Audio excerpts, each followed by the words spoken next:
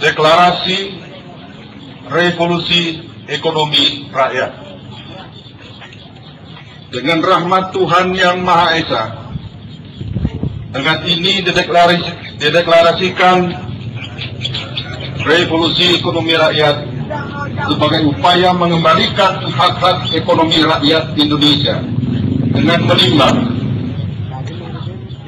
bahwasanya sistem dan situasi ekonomi dunia semakin tidak menentu sebagai akibat terjadinya pemusatan kekuatan modal pada kelompok tertentu pada sebuah negara, sehingga kebijakan ekonomi sebuah negara telah dikendalikan oleh para pemilik modal,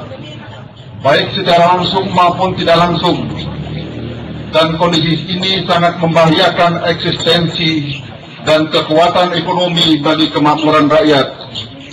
khususnya rakyat Indonesia, apalagi setelah berlakunya pasar bebas ASEAN, APEC, dan WTO dalam tempo yang tidak terlalu lama. Nomor 2, bahwasanya setelah bangsa Indonesia 63 tahun merdeka, hanya mampu mengembalikan martabat bangsa dari kaum tertindas menjadi kaum merdeka, dan setelah 10 tahun lebih melalui gerakan reformasi, hanya mampu mengembalikan hak-hak politik rakyat, sehingga dapat memilih sendiri pemimpin secara langsung tanpa paksaan siapapun,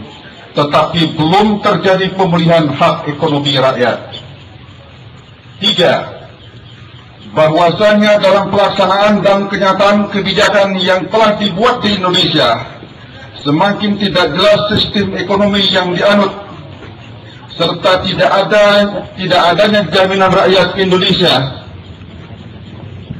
akan dapat menikmati dan memiliki aset ekonomi serta kekayaan alam yang telah dianugerahkan Tuhan Yang Maha Kuasa.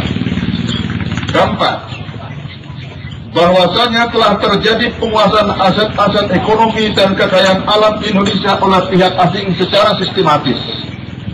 sehingga secara de facto dan de jure Indonesia telah kehilangan kendali atas kekayaan alam dan ekonominya,